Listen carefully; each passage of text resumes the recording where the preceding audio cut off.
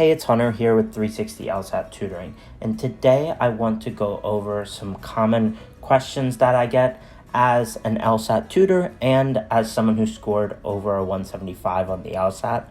These are questions that I get from students or people interested in the LSAT. So without further ado, I want to hop right into it with the most common question I get, and that is, how long do I need to study for the LSAT?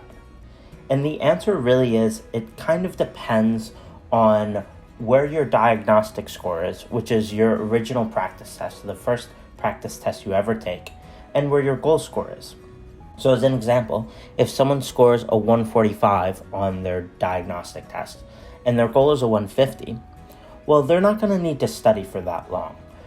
Maybe a month, right? But if you scored a 140 on your diagnostic and your goal is a 170, it's going to take you a lot longer to achieve that score. It could take a year, it could take more, it could take less, but it could take a decent amount of time to achieve that score because you're trying to make a big jump. And that score definitely is possible from that diagnostic, but it may take a little longer. And along those lines, I want to address the common myth that it takes about 3 months to study for the LSAT.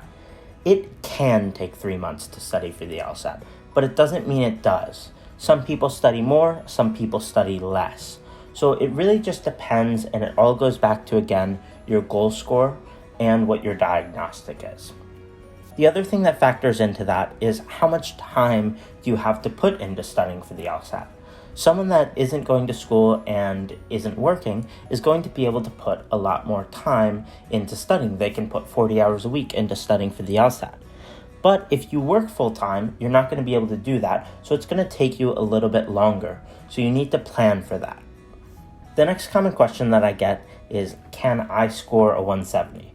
People ask me all the time, oh, my diagnostic was X, right? It was a 135, it was a 140. Can I still score a 170? And the answer that I would say is yes. It may take, again, some extra time. It may take a lot of work ethic, right? But if you work efficiently and build up the right study habits, I definitely think that it's possible for people to make big jumps. I personally made a big jump myself of well over 20 points. And this is just going to be harder for some than others, right? But I still think that anyone can achieve a score of 170. The next question that I commonly get asked is it okay to take the LSAT more than once? And the answer is yes. It is definitely okay to take the LSAT more than once. In fact, you kind of have an advantage on the second time or third time or fourth time you take the LSAT because you've taken it before and you know what to expect. So it's a common myth that you can't take the LSAT more than once because schools will look down upon it, and that's just not the case. It's extremely common that people take the LSAT, several times to achieve their goal score. I personally took it several times and increased my score each time I took it. The next question that I get a lot is, what are the best study materials?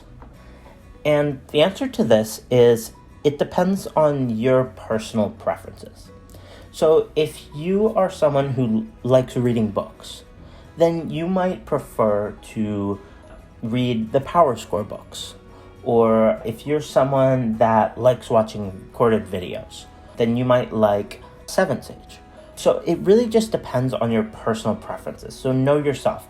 If you need to be in person in a class, then adjust that accordingly, right? Your habits aren't going to change, and what you like isn't going to change just because you're studying for the LSAT. So know yourself and know if you need to be accountable, well, maybe you need a live course. If you feel like, oh, I can do this on my own, right, then maybe you don't need that as much. And along those lines, people looking for one-on-one attention, right? Some people need that one-on-one attention directly from a tutor. Others do well in a large classroom. So you can definitely kind of narrow it down based on what you like and what you prefer. The next thing I want to talk about is a common question that I get about what the hardest section is. Like a lot of other things on the LSAT, the answer is it kind of depends. But typically, after people have studied for a while, they do the best on the logic games. So that tends to be the easiest. It's definitely not going to be the easiest for everyone, right? And especially at the beginning, when you're first learning how to do the games, it can be even the hardest section, right? But over the long run, the games is the most repetitive, so it's kind of the easiest to practice. So that's why it often gets labeled as the easiest section, even though it's certainly not easy. But it is probably the most learnable. So that leaves the logical reasoning and the reading as what people tend to see as the most challenging.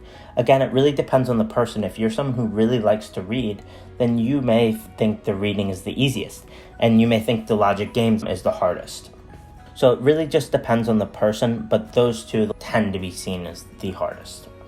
I hope this information has helped you. If you're interested in tutoring or just have any questions, feel free to reach out to me. I'm always happy to answer questions, and we're happy to help you out in any way that you feel is necessary. If you are looking for tutoring or have questions, feel free to reach out. Our email is 360lsattutoring@gmail.com. So just go ahead and send us an email, and we'd be happy to help you out. Good luck with your LSAT studies.